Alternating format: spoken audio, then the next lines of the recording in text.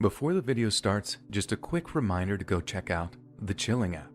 If you can't get enough content from me here on this channel, myself and other narrators here on YouTube are going to be providing hours of unique and spine-tingling scary story narrations exclusively over on the Chilling app.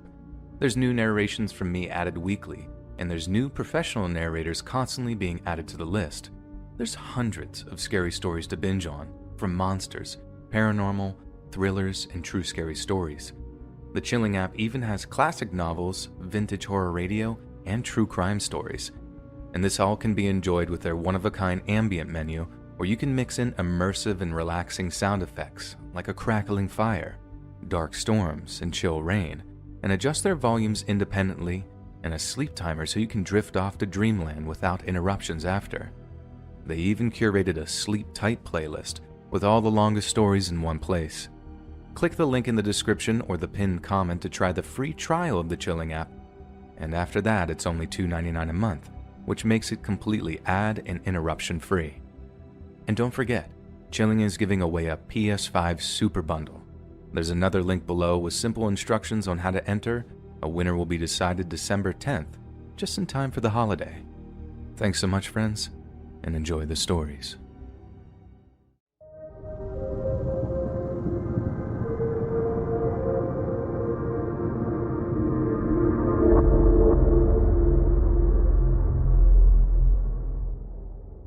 There are two main components to the story.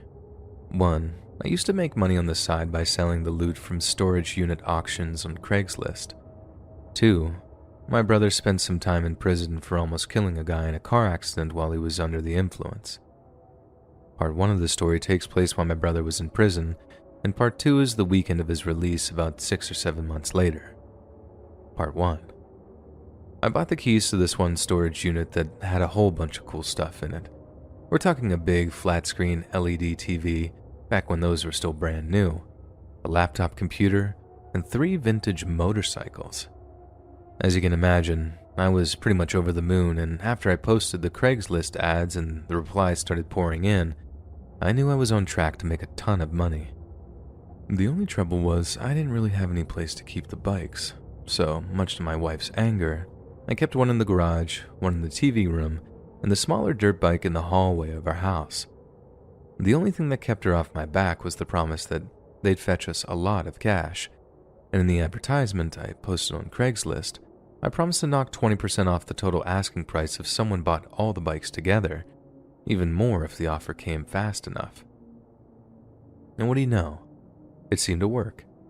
I got a call a few days later from a guy who was offering cash for all 3 bikes.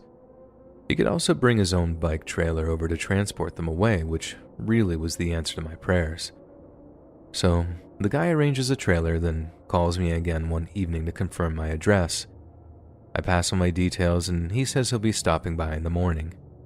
But during the call, every so often I had to stop giving the address so I could shush my 2-year-old who was apparently still discovering just how loud they could yell.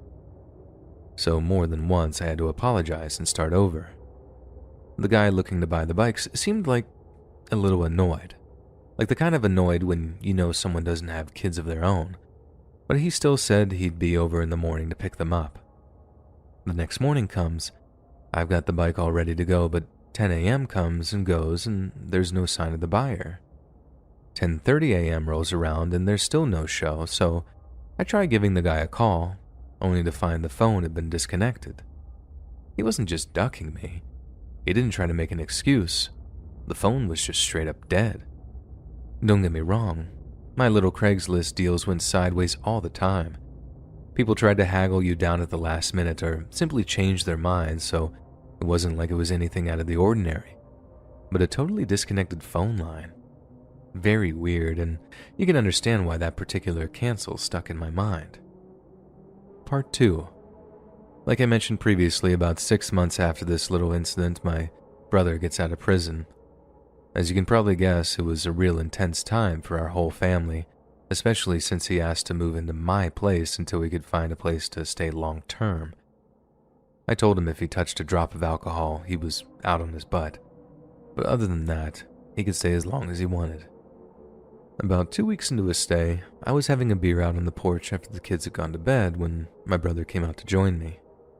I was a little apprehensive, thinking he might just be trying to get my guard down so he could ask for a beer or something, but I was just being paranoid, and we had a little heart-to-heart that night, me drinking Paps and him drinking Faygo.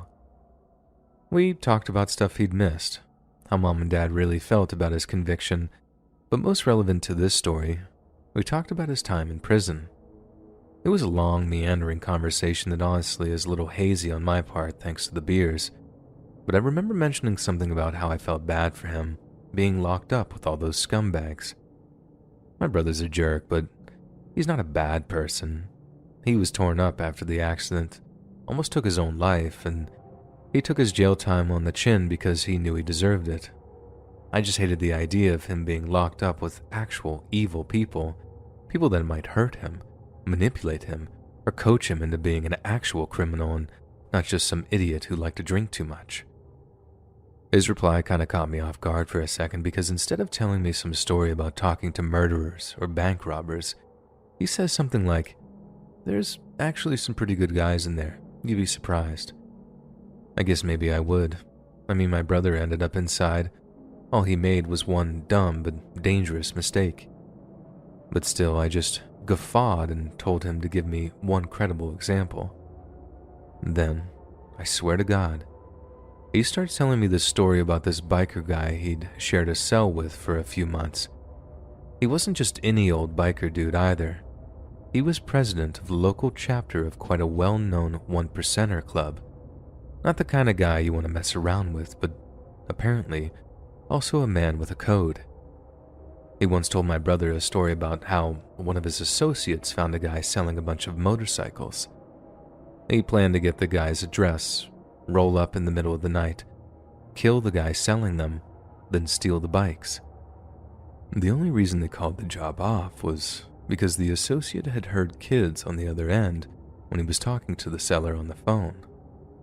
It took a minute for the penny to drop, but I remember interrupting my brother to ask where they'd seen the bikes advertised, and when he said online, I swear my heart rate went into overdrive for a second. I threw out a flurry of questions, asking him what website, what models the bikes were, where their prospective victims could have been located. My brother didn't have any answers to these questions, just a few vague answers before he hit me with a question of his own. I just straight up told him I thought the biker's mark was me, and I told him all about the bikes I'd won in the unit auction, how the buyers seemed to just drop off the face of the earth. To this day, I'm convinced it was me, and that the only thing that kept me and my family safe were the wails of my toddler. My brother doesn't seem to think that was the case and insisted that the bikers only targeted other bikers, kind of like the way the mafia only kill and rob other mafia guys. But I'm not so sure. Like I said, even these days I have this feeling in my gut that screams, "You dodged a bullet." I was always told that having kids would change my life. They just didn't tell me that it had saved my life at some point too.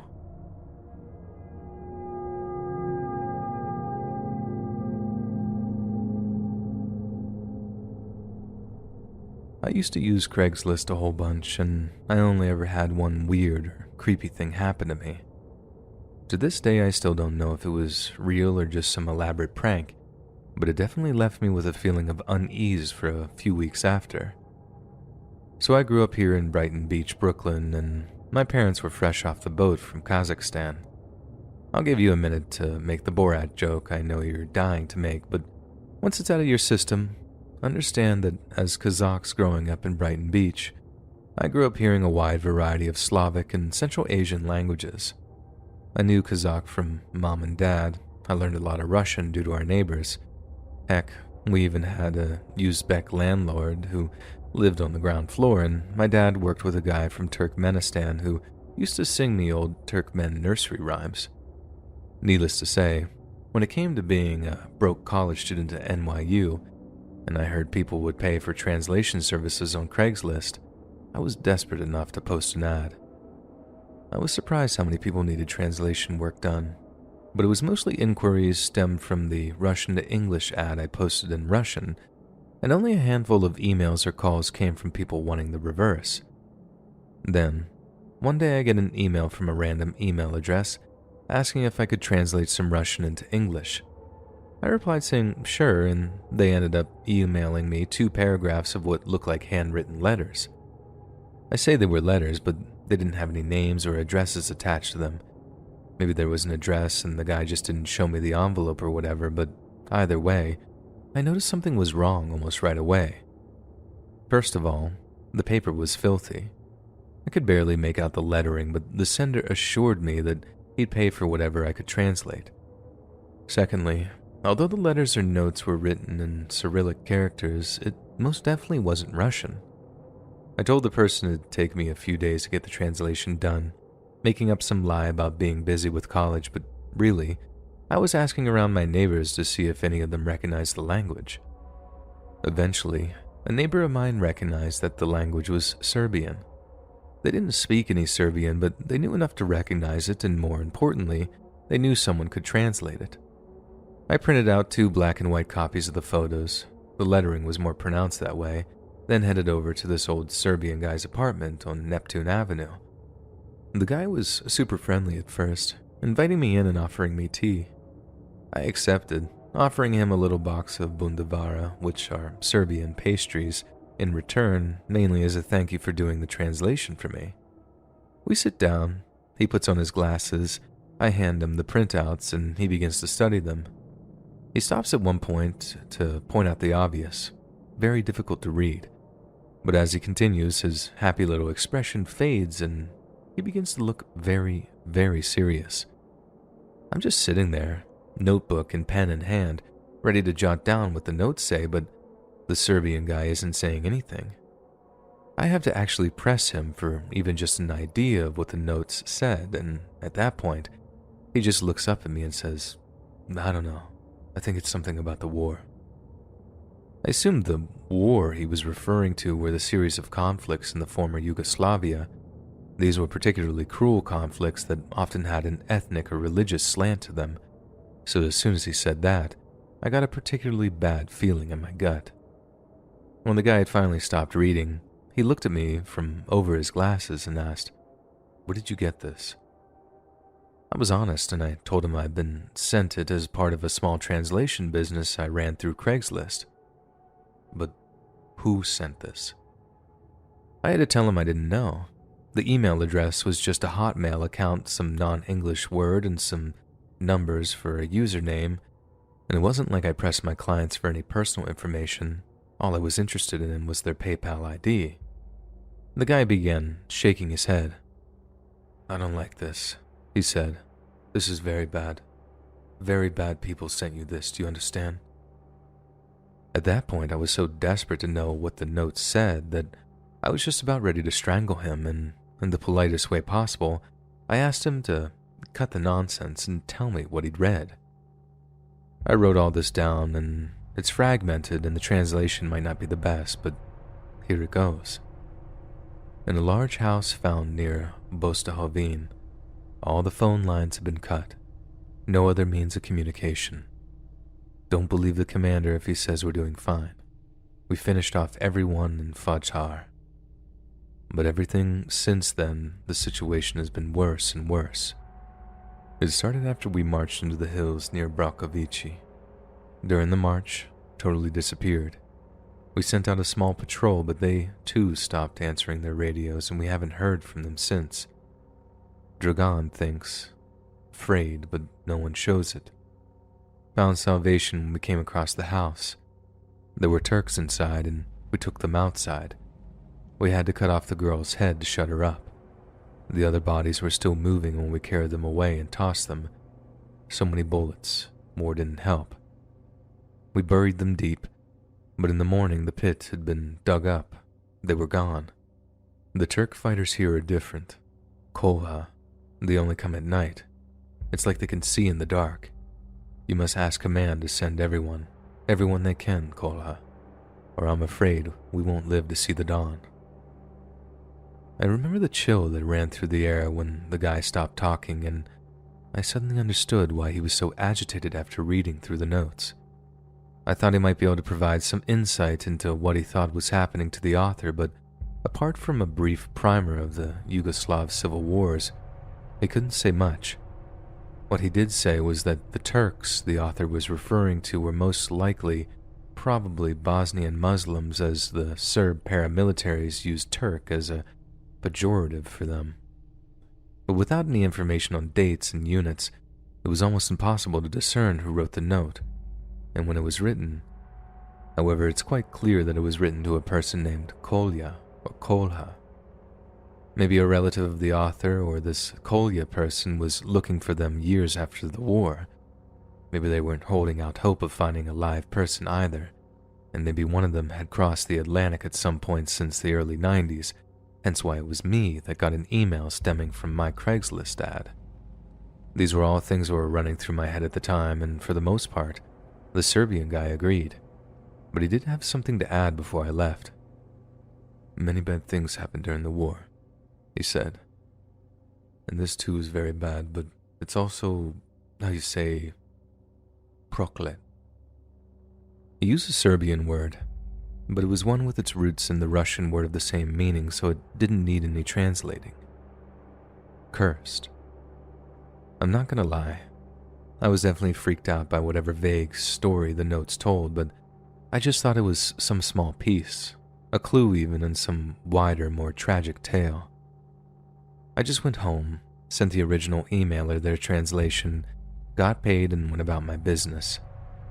It wasn't until much later on that I started to really mull over what the note said, and there was this one week where I basically obsessed over it, trying to interpret meaning, filling in the gaps, and even Googling a couple of the places' names. But I think it's that line that reads, "Bodies were still moving," that sticks with me the most. They talked about decapitating someone, and the body was still moving? I'm not saying anything supernatural was happening. I imagine a headless person is a lot like a headless chicken.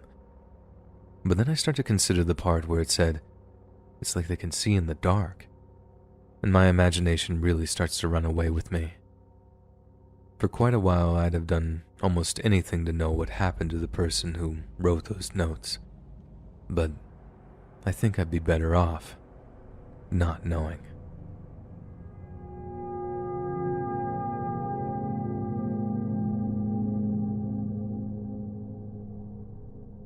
Born February 12th of 1986 in Syracuse, New York, Philip Markoff was the second and youngest son of Susan and Richard Markoff, the latter of which was employed as a dentist.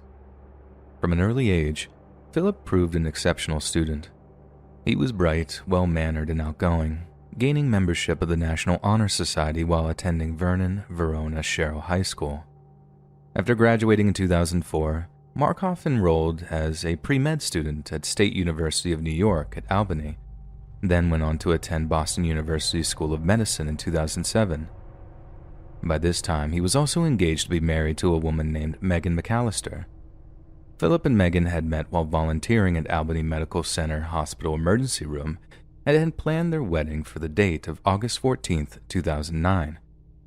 But the couple's wedding would never arrive, as Philip was harboring a dark, dark secret. You see, by day, Philip wore the mask of a young, upwardly mobile medical student.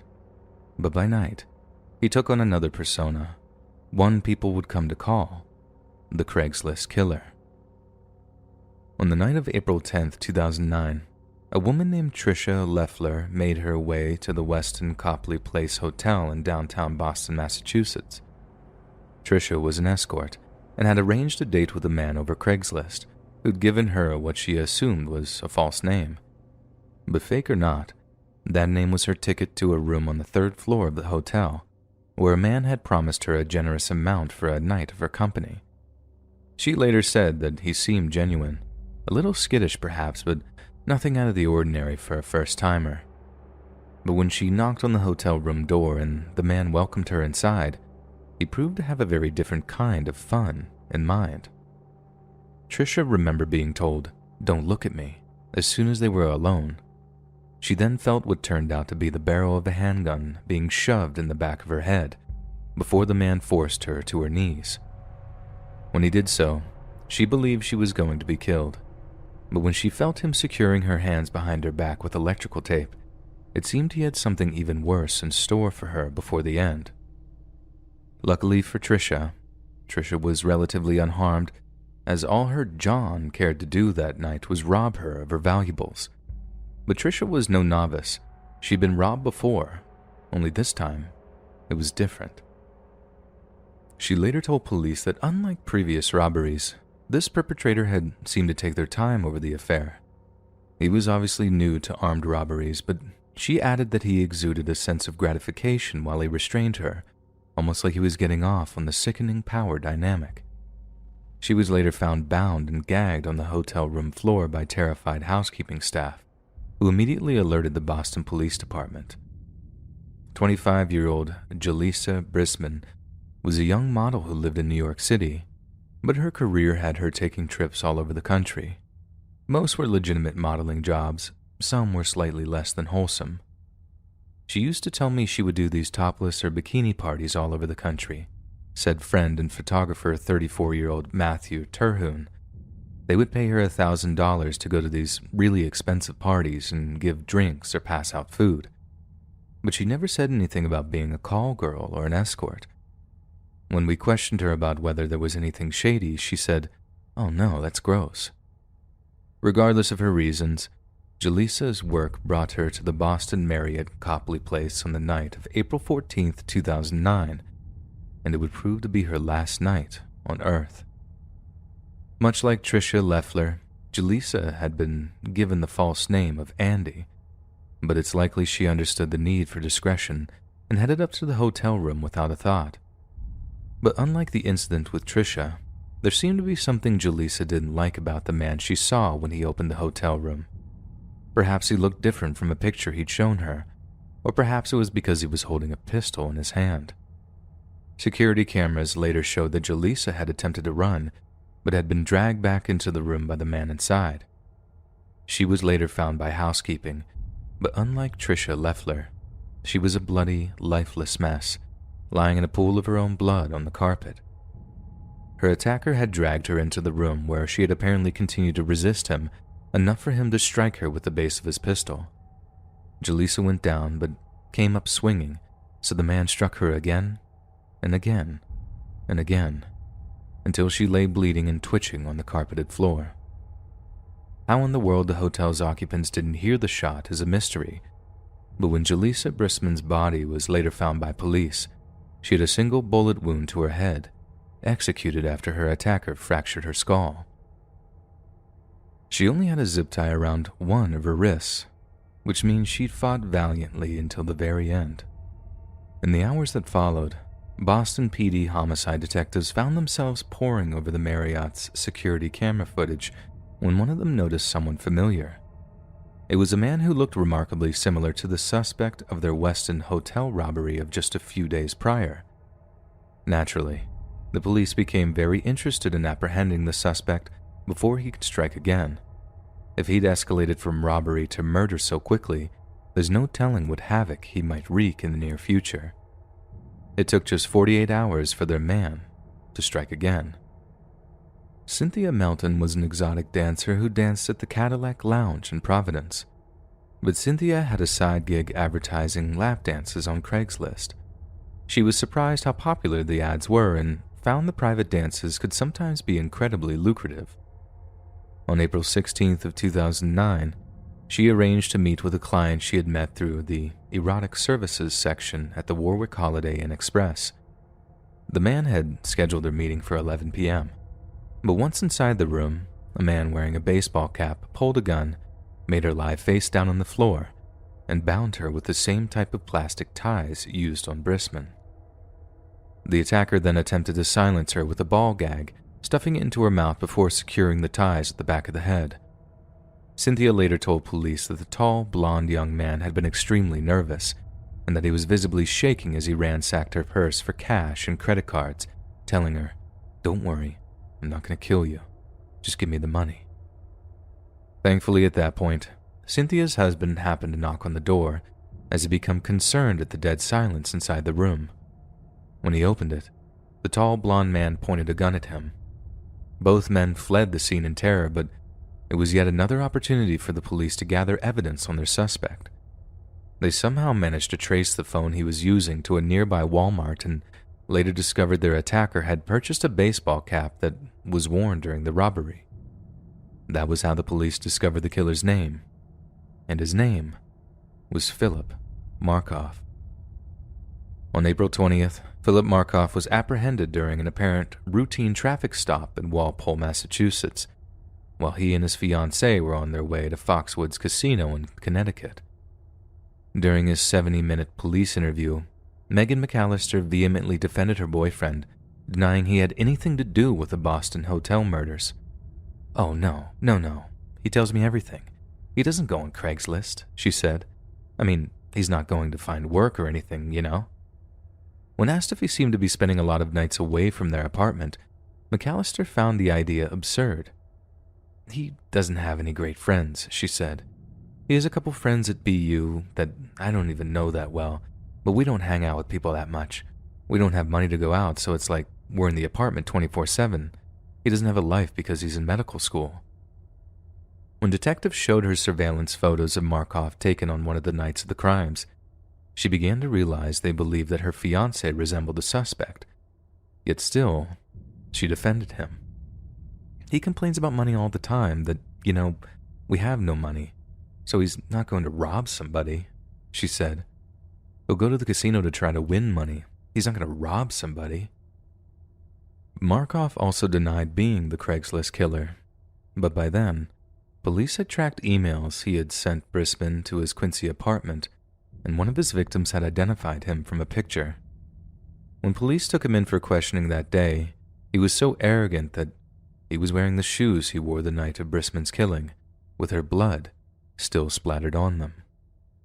Detectives asked if he had been at any downtown hotels in recent weeks, if perhaps he might have been meeting with women behind his fiancée's back and was too ashamed to admit it. "Sometimes, Philip, when things like this happen, cheating, I mean, it's a pretty ugly situation," Detective Dennis Harris is reported to have said. "We don't mean them to happen. It doesn't make you a bad person, but it only makes things worse if you lie about it." After repeated questioning about where Markoff was on the night of the crimes, Detective Harris asked if he was getting frustrated. "Yeah, because you keep on asking me the same questions," Markoff said. "I didn't tie up and rob anybody. I told you I don't know what you're talking about. So can you get me an attorney?" Markoff was still insistent on his innocence when the police chose to detain him on grounds he was a flight risk. His fiancée, on the other hand, was beginning to doubt him. "Is there any reason for me to be, scared to go home with this person?" she asked. "Do you have any reason to fear him?" one of the detectives replied. Megan told him no, that she wasn't scared of Markoff. But what we also know is that she didn't go back to their Quincy apartments that evening, instead heading back to her native New Jersey to be with her parents. Clearly, she knew something terrible had happened, something Markoff wasn't innocent of. On April 21st, when Markoff was arraigned in the case of Brisman's murder, the prosecutor stated that a semi-automatic handgun, wrist restraints, and duct tape had been found in Markoff's apartment, all of which matched the varieties used at the crime scenes. Markoff made several attempts to take his own life while being held at the Nashua Street jail. One attempt was made 3 days after his arrest, and this seems to have been the incident that confirmed his guilt in most people's minds. Even after the gun and duct tape was found at his apartment, Markoff's fiancée was insistent on his innocence. She called him beautiful inside and out, but after him attempting to take his own life, she seems to have accepted his guilt. Markoff then made an additional attempt at taking his own life after his fiancée called off the wedding, and another attempt on the day his wedding was to have taken place. On June 11th, she visited Markoff a second time and told him she did not plan to see him again for a long period of time, if ever. At various times he was on watch or in the jail's psychiatric unit, but it seems Markoff wouldn't let anything stand between him and the abyss. On August 15th of 2010, exactly 1 year and 1 day after his wedding was to have taken place, Philip Markoff was found dead in his jail cell. He had somehow crafted a knife using a pen, an open flame, and a piece of metal, a common method for creating what's known as a prison shank. He then used this makeshift blade to open up arteries in his ankles, neck, and legs. Philip had also blocked off his own airway with a wad of toilet paper before placing a plastic bag over his head, tightening it with a roll of gauze that had been smuggled out of the prison's infirmary. The correctional officers who discovered Markov's body were horrified to discover that he had written his former fiance's name and their pet names for each other in blood on the cell wall. Photographs of Markov and Megan McAllister were scattered all around his lifeless body, almost like they were the last images Markov wanted to see before clinical death set in. Some of us might be glad to hear that a predator killer who targeted some of the most vulnerable people in society met his end in a miserable, painful way. But spare a thought for Megan McAllister. Markov taking his own life was highly publicized in the weeks following his demise, and we can safely assume that Megan got word of how her name was written in blood on Philip's cell wall. Perhaps this was his own messed up way of apologizing, but it's also clear that the act is one that will haunt Megan for the rest of her natural life. A reminder of the man she wanted to marry, a man who turned out to be a monster, who wrote both her name and his story in blood.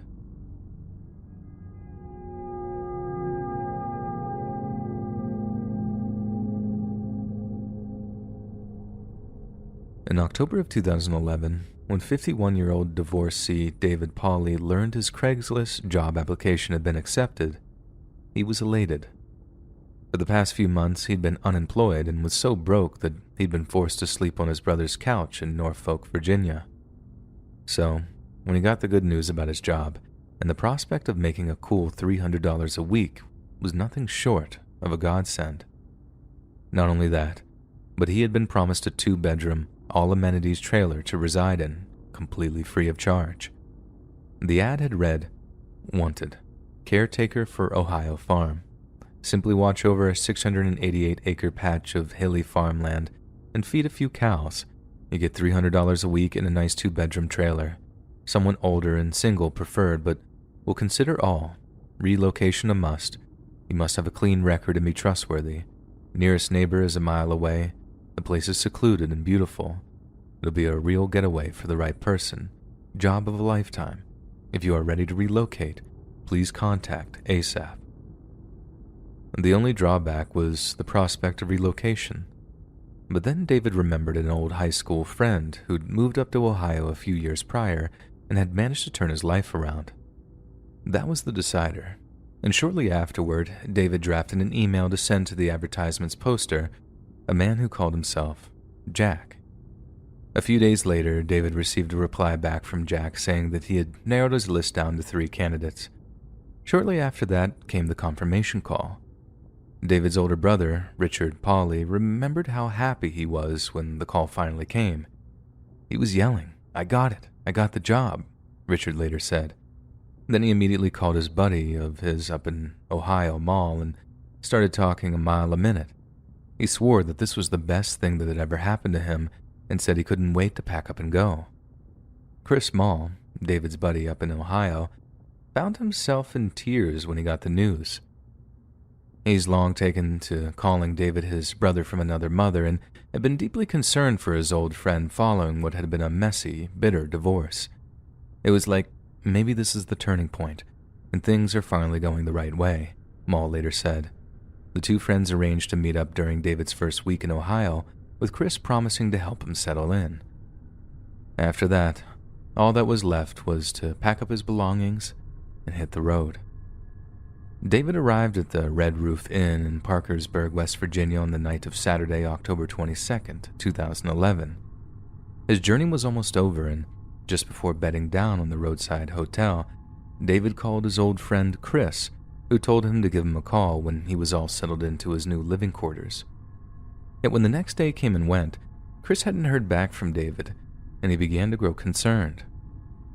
He contacted David's brother, Richard, who in turn provided him with the landline number for his friend's new employer, the mysterious Jack. To Chris's relief, Jack answered his call to warmly assure him that David had arrived safely at the farm. In fact, he'd only just parted ways with him, and his lack of contact could be explained by the fact that the farm was out of reach of cell phone towers. Jack added that he supposed David hadn't called because he'd been busy familiarizing himself with the vast surrounding farmlands, an excuse which made perfect sense to Chris. Jack then assured him that he'd get David a call as soon as possible, and the men ended the conversation on good terms. When a few more days passed and David still hadn't called, Chris Mall began to worry. He called Jack on his farm's landline again, only to be informed that David had apparently packed all of his things into his truck before taking off for Pennsylvania, apparently to work on a drilling rig for a more generous salary. Again, it was an excuse that made all the sense in the world, but for some reason, it just didn't sit right with Chris. The two men had been best friends since high school, and despite living in different cities and states over the years, they always kept one another informed of their whereabouts. David had been beyond excited to hook up with his old drinking buddy, so the idea that he'd just taken off without a word just seemed odd. Around 2 weeks after Chris Small's last contact with his old friend, he contacted David's twin sister to see if she'd heard from him. He was told that not only had Debbie not heard from David, but she'd been practically glued to her laptop for the past 2 weeks, conducting what amounted to an amateur investigation into her brother's disappearance. She went on to tell Chris that she'd made an incredibly disturbing discovery. She'd discovered that although it was indeed in an isolated area, there was a small town named Cambridge a few hours' drive from Jack's farm. She then poured through articles from the town's news website, the Daily Jeffersonian, only to find something that made her blood run cold. The November 8th headline read, "Man says he was lured here for work, then shot." The article didn't mention the name of the victim, but it did mention that he'd been hired to work on a 688-acre ranch, and that the Noble County Sheriff, Stephen Hanoum, was working day and night to find the perpetrator. Debbie had called the sheriff's office immediately and was waiting patiently to hear back. 5 days before Debbie's call, deputies had been contacted by the shooting victim from the headline she'd read, a man named Scott Davis. Davis told the deputies that he'd seen the ad for the job on Craigslist, but when he'd arrived at the farm, his prospective employers had tried to murder him. Stephen Hanoum was terrified that David Pauley hadn't been so lucky, and so the next day, the sheriff's office called an FBI cybercrime specialist to help them get information about who had written the Craigslist ad. They also sent a crew with a cadaver dog back to the woods where Davis had been shot, just in case the worst had already happened.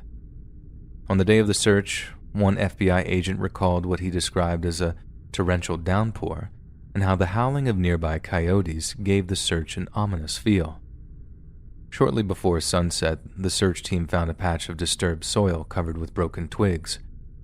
They scraped away some of the dirt with their hands, and they discovered blood seeping from the wet earth. And before long, they unearthed a socked foot.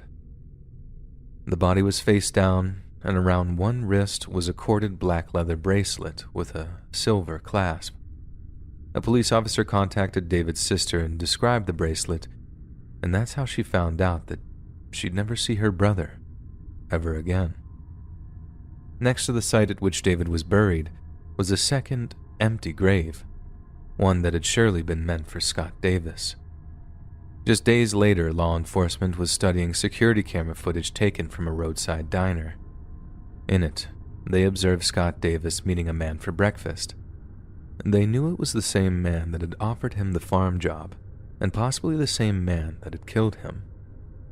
Shortly afterward, the FBI cybercrime specialist managed to scrape together enough information from Craigslist to trace the original post's IP address to a small house in Akron, Ohio. When the investigators arrived at the house, the homeowner told them he'd never been on Craigslist in his life, nor did he know anyone named Jack. However, when the FBI agents showed him a picture of the man they believed to be Jack, the homeowner recognized him. He told the agents the man had rented a room from him for $100 a week, and that his name was Ralph Geiger. Real nice guy, the man reportedly said. Didn't cuss, didn't smoke, didn't drink, went to church every Sunday. The agents asked if the man had a contact number for this Ralph Geiger, and he did. The same homeowner then called Geiger and kept him on the line as the FBI traced the call. This led the November 16th SWAT raid on the house in Akron, Ohio, yet when their target was detained, they discovered his name wasn't Ralph Geiger, and that in fact Ralph Geiger was already dead. The man they now had in custody was named Richard Beasley, but Beasley hadn't been working alone. Scott Davis had mentioned that Beasley had been in the company of a young man named Brogan. This Brogan turned out to be a junior at the nearby Stowe Monroe Falls High School named Brogan Rafferty. The FBI intercepted Brogan while he was at school, interviewing him in the principal's office while partnered agents searched the boy's home.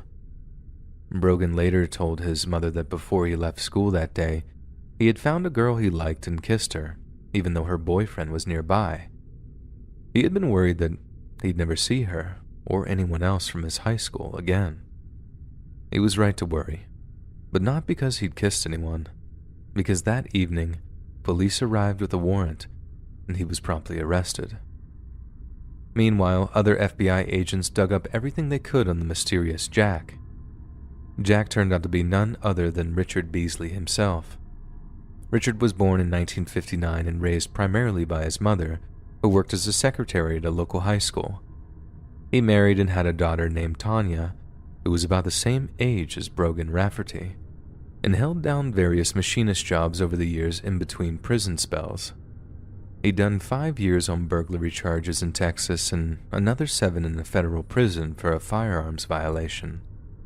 One FBI agent later said that Richard looked like an evil version of Santa, with his wild eyebrows and bushy white beard.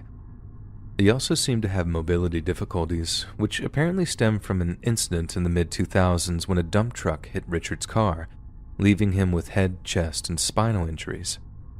After the accident, Richard told people he'd found God and began to spend a lot of time at a local megachurch known as the Chapel. He also became heavily reliant on opiate-based medications, and his addiction wreaked havoc on what was already a chaotic lifestyle. Acquaintances had described Richard as lazy and a scam artist, but assured police he was relatively harmless and had never once lost his temper in the time they'd known him. But it seems Richard had a dark side, one that he revealed to very few people in his life. Amy Saller, a self-described former crack addict and escort, knew Richard after meeting him at a halfway house. He told me his mission was to save all the girls that are on the streets, she later stated. I pictured him as a savior, somebody that was trying to help me, but he didn't want to help. All he wanted to do was use us. Richard bought cell phones for many of the girls at the halfway house, but instead of using them to touch base and keep them on the right track, Richard essentially became their pimp. He began advertising their services online before driving them to meet John's. Amy added that Richard would do anything in his power to keep the girls at the house, including having them relapse on their addictions just to keep them pliant. Amy said that although she never saw Beasley get violent, all the girls feared him. He was a manipulator, a man who implied violence, and although he generally kept his cool, they knew he was perfectly capable of inflicting serious harm. In early 2011, Richard was arrested in Ohio on narcotics charges. While he was locked up, investigators began building an additional case against him, but when he was released on bond in mid-July, he went on the run from the law. Richard desperately needed to disappear, and when he realized his ticket was to assume a new identity, his deep-seated predatory nature had him coming up with a deeply sinister plan. Instead of vulnerable young women, he would target vulnerable older men with so few connections to the world around them that once he'd robbed them of their lives, he could rob them of their names. 1 week after arresting Brogan Rafferty, investigators offered the 16-year-old suspect a deal. If he agreed to testify against Richard Beasley, he would be charged only with complicity to murder. Bizarrely, Brogan would later renege on the deal, but the initial conversation was recorded, and a judge later allowed it to be presented to the jury during his trial. According to Brogan, Richard had been open about the fact that he was on the lam and needed this help to keep him from going back to prison, and the first thing he needed for that was a new identity. Richard began hanging around local homeless shelters, hunting for someone who bore a close resemblance to him, but in the end, he decided that working remotely and anonymously would yield both effective and discreet results, and so he turned to the internet. Richard presented himself as a wealthy, hands-off but demanding employer who was offering the job of a lifetime. It was the perfect bait in a country that was still very much in the grasp of a grinding recession, and the way his Craigslist ad painted a picture of a cowboy-esque lifestyle led to him receiving literally hundreds of applications. One of these applications was from a man named Ralph Geiger, a 56-year-old man who had recently been down on his luck. He'd also grown up on a farm which he believed made him ideal for the job. Beasley quizzed him on his size and his looks, but we now know that this wasn't so much for the purposes of recognizing him as a potential meeting. It was so Beasley could be sure they bore a resemblance so he could steal his identity. Brogan Rafferty would later claim that he had no idea what was coming and was completely horrified when they drove Geiger out to the same spot in the woods where they would later take David Pauly and Scott Davis, only to shoot him in the back of the head. It was as if somehow I immediately slipped into a dream or something, Rafferty told the FBI, like I had ice in my veins. From then on, Rafferty claimed that he lived in an almost constant state of fear and panic, terrified that Beasley would hurt his family if he told anyone what had happened. FBI agents later found a poem saved to his computer's hard drive. Some of the lines read as follows: "We took him out to the woods on a humid summer's night. The loud crack echoed and I didn't hear the thud. He threw the clothes in a garbage bag along with the personal items. I dug the hole. We put him in with difficulty. They call them stiffs for a reason. We showered him with lime like a satanic baptism. It was like we were excommunicating him from the world. Felt terrible until I threw up. When I got home, I took a hot shower, and I prayed that night." While Brogan was trying to process the murder through poetry, Richard Beasley was busy transforming himself into an entirely different person. He dyed his hair brown, then used Ralph Geiger's credentials to rent an apartment, order prescription pain meds, and apply for several machinist jobs. But work no longer suited Richard, and he believed that the murder had gone so smoothly that he could turn it into a career of sorts, preying on other men who'd fallen on hard times. So, he placed yet another job ad up on Craigslist, one that would lead to David Pauly filling up a U-Haul and driving his stuff up to rural Ohio. About the same time he was hitting the road, Richard and Brogan were digging the man's grave. Richard Beasley had firmly believed that no one would come looking for the divorced, lonely middle-aged men whose lives he sought to steal. But not everyone was unloved and unwanted as he, and in the end, it was the love of a twin sister that brought down one of the most monstrous killers who ever stalked the Midwest. In November 2012, a jury convicted Brogan Rafferty of 24 criminal counts, including murder, robbery, and kidnapping. The judge told Rafferty that he had been dealt a lousy hand in life, but that he had embraced the evil, and sentenced him to life without parole. The following year, Richard Beasley was also convicted of murder and was sentenced to death. Throughout his trial, he maintained that he was innocent, but for a man who was willing to kill over and over to maintain his freedom, what are just a few more lies on top of a bill for murder?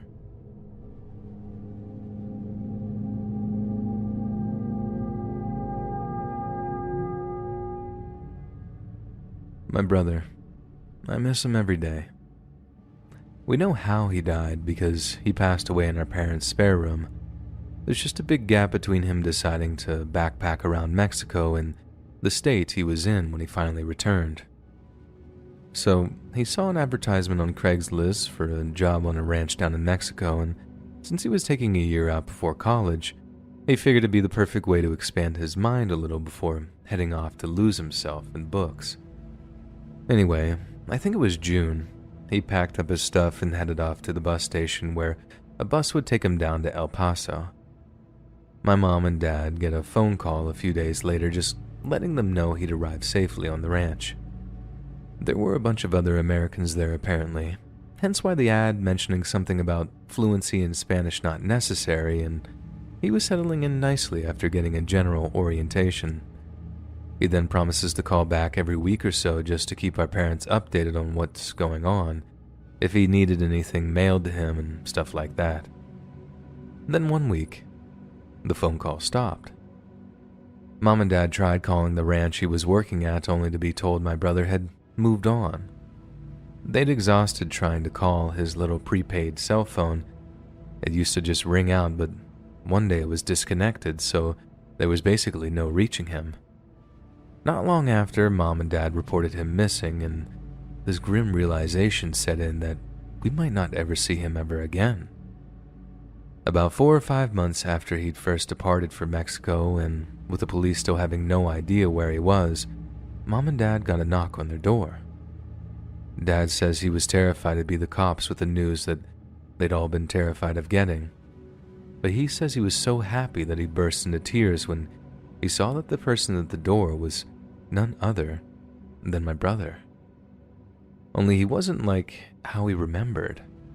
He'd gone out there looking healthy and feeling happy, and he came back skeletal with a crippling addiction to opiates.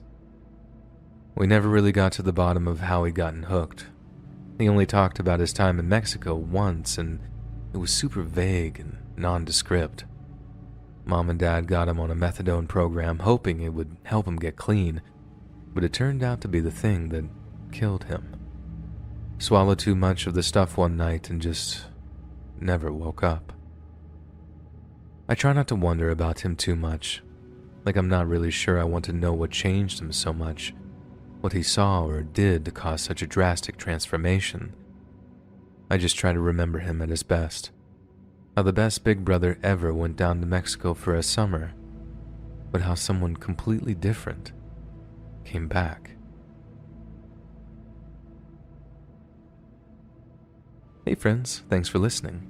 Click that notification bell to be alerted of all future narrations. I release videos every Monday, Wednesday, and Friday at 7 p.m. Eastern Standard Time. If you got a story, be sure to submit them to my subreddit, r/letsreadofficial, and maybe even hear your story featured on the next video.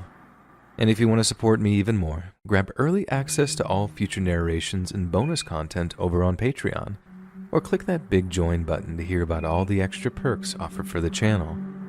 And check out the Let's Read podcast, where you can hear all of these stories in big compilations and save huge on data, located anywhere you listen to podcasts. Links in the description below. Thanks so much, friends. And remember, dragons love clown meat.